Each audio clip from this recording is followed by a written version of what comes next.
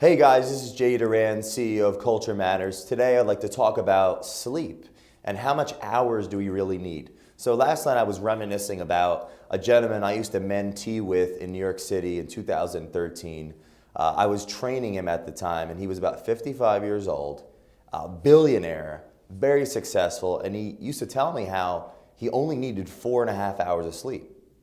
Apparently he thought that was like something wrong, so he went to the doctor and they actually tested him and he really only needed 4.5 hours of sleep. So last night I'm thinking about, I've been sleeping about 7 or 8 hours pretty consistently. I go to bed early, I wake up early, usually around 9 or 10 p.m. and I get up at between 4 a.m. and 5 a.m., 5:30 a.m. sometimes, but I want to be more consistent in my life so I can get better results.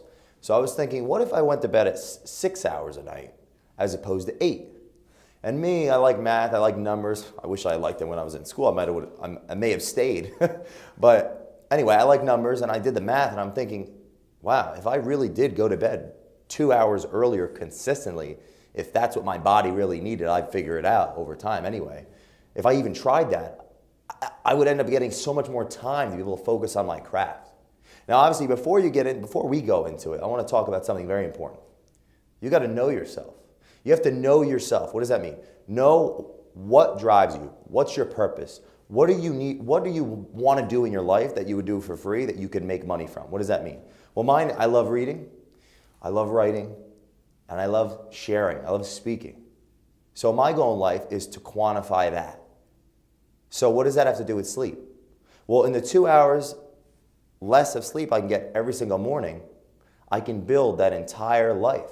Reading, writing, and developing speaking content. So I'll give you an example. Let's say that, we'll just use me as an example.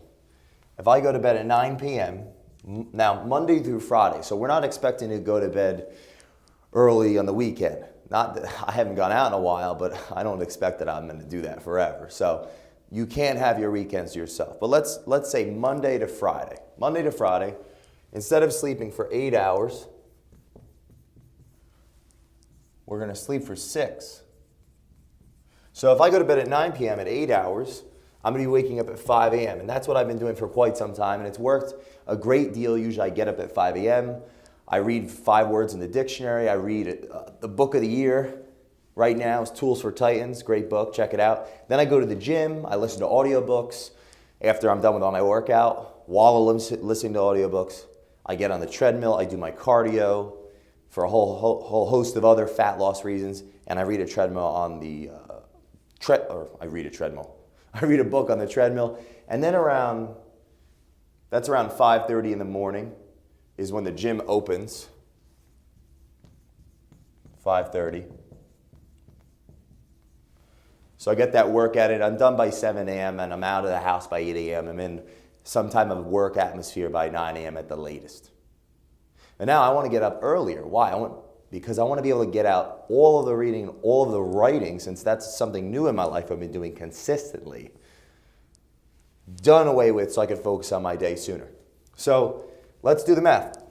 9 p.m., get up at 3 a.m. So that's 6 hours of sleep. Now, remember, technically all of our bodies aren't created equal. We don't know. So I would recommend if you're going to try something like this long term, go to the doctor, get tested for sleep. It may be the best investment in your life. Because some of you watching this right now may think, well, I definitely need 8 or 9 hours. And listen, I used to think that too. I used to sleep even longer than that. You get up, you still feel groggy, you hit the snooze button, then all of a sudden you've been sleeping 10 hours. To be quite honest, we're doing this video because that's been plaguing my life for years now, and it's something I want to stop. So the question is, do you really need that much sleep, or is that a limiting belief that you've placed on yourself, costing you your success? So what does that mean? And what could really be the difference? 9 p.m. to 3 a.m. That's 2 hours extra every single morning. Now times 5 days is 10 hours a week.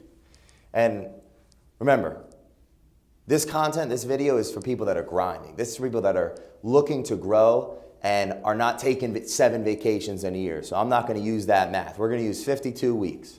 So 10 hours times 52 is 520 hours. that instead of sleeping in a year, we're gaining. So what does that look like over as far as days? 520 hours divided by 24-hour workday is 21.67 days per year of extra time. It's almost a month. Now, if we didn't take off Friday and Saturday and we did the same exact procedure with our wake-up schedule, it would actually be about 30 hours. So you just gained 13-month year. Now, what does that mean? What can we do with it? I'll give you an example. So let's start with me. Let's say from 3 a.m., since reading is a pivotal part of my life, my fulfillment, my happiness, and the value that I can give to others, from 3 a.m. to 4 a.m., I'm going to read a book. Now, I read pretty slow. Some may think because I read so much, I must be reading very quickly. No, we're all different. I would consider slow, so it might take me 2 minutes per page. Depending about how, obviously reading a how-to manual that's a quick read versus reading Nietzsche is going to be a different level of time, but we'll use 2 minutes as an example. So we're going to get about 30 pages done in an hour, and that's 5 hours a week. So it's 150 pages a week.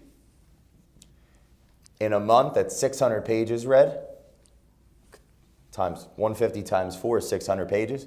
And in a year, we have 7,200 pages. Now, the average book is 240 pages, according to my friend Google. So 7,200 into 240, listen, I ain't a genius yet here. Let's do the math.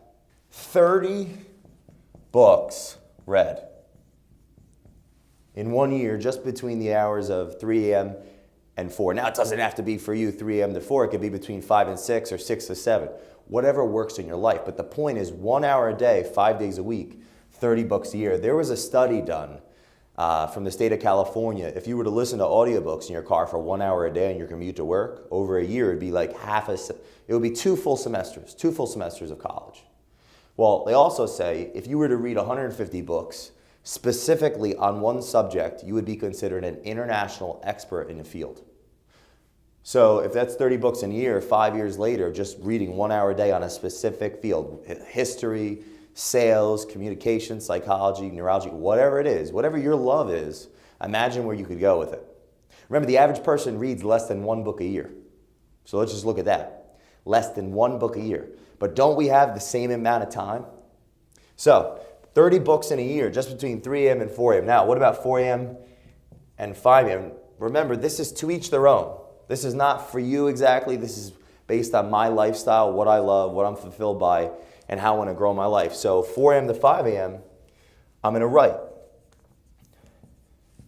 Now, my average blog post is based on what I've written thus far is about 462 words. It could be more, usually not less, but we're just going to use that as an example. So 462 times 5 is 2,310 words a week, times 4 is, I don't want to make, well, no, 9,240, I didn't know that. Yeah.